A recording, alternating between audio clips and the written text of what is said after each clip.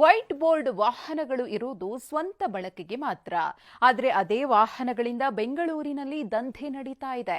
ಸರ್ಕಾರದ ಕಣ್ಣಿಗೆ ಮಣ್ಣೆರಚಿ ಕೋಟಿ ಕೋಟಿ ತೆರಿಗೆ ವಂಚನೆ ಮಾಡುತ್ತಿದ್ದಾರೆ. ಅಂತಹ ಕುಳಗಳಿಗೆ ಸಾರಿಗೆ ಇಲಾಖೆ ಇವತ್ತು ಶಾಕ್ ಕೊಟ್ಟಿತ್ತು.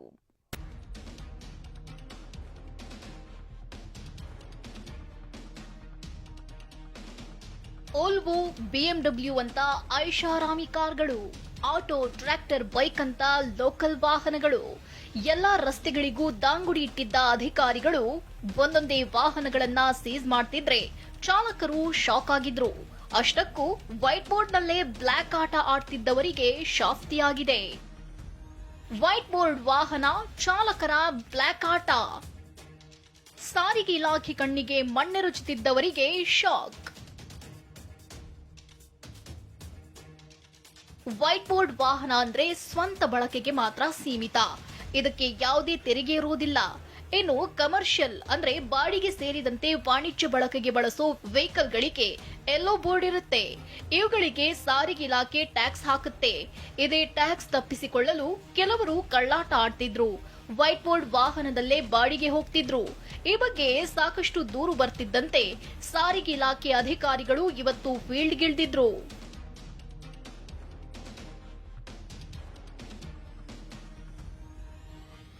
ರ್ಯಾಪಿಡೋ ಕಂಪನಿ ಆಪ್ ಮೂಲಕ ಬಾಡಿಗೆ ಹೋಗ್ತಿದ್ದ ವಾಹನಗಳಿಗೆ ಶಾಕ್ ಕೊಟ್ಟಿದ್ರು.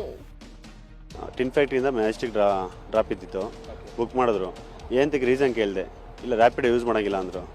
ಏನಂತ ಕಾಣಲ್ಲ ಯೂಸ್ ಮಾಡೋಂಗಿಲ್ಲ, ಡಾಕ್ಯುಮೆಂಟ್ಸ್ ಎಲ್ಲ ಐತೆ ನನ್ನ ಹತ್ರ, A to Z ಎಲ್ಲ ತೋರಿಸ್ತೆ.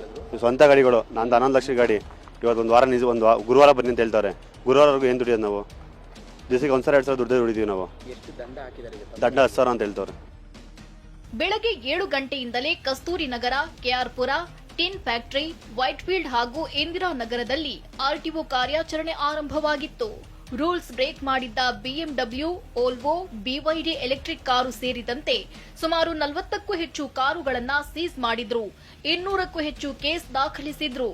ವೈಟ್ ಬೋರ್ಡ್ನಲ್ಲಿ ಟ್ರಾವೆಲ್ಸ್ ನಡೆಸಿದ್ರೆ ವಾಹನವನ್ನೇ ಸೀಸ್ ಮಾಡ್ತೀವಿ ಅನ್ನೋ ಎಚ್ಚರಿಕೆ ಕೊಟ್ರು.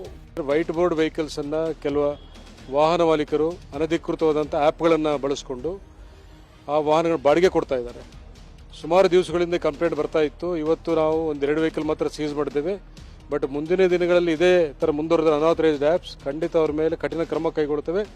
ಆ ವಾಹನಗಳ ನೋಂದಣಿಗಳನ್ನು ನಾವು ಸಸ್ಪೆಂಡ್ ಮಾಡಲಿಕ್ಕೂ ಹಿಂಜರಿಯುವುದಿಲ್ಲ.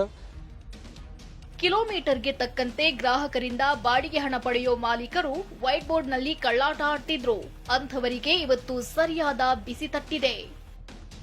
ಕಿರಣ್ ಸೂರ್ಯ, TV9 ಬೆಂಗಳೂರು.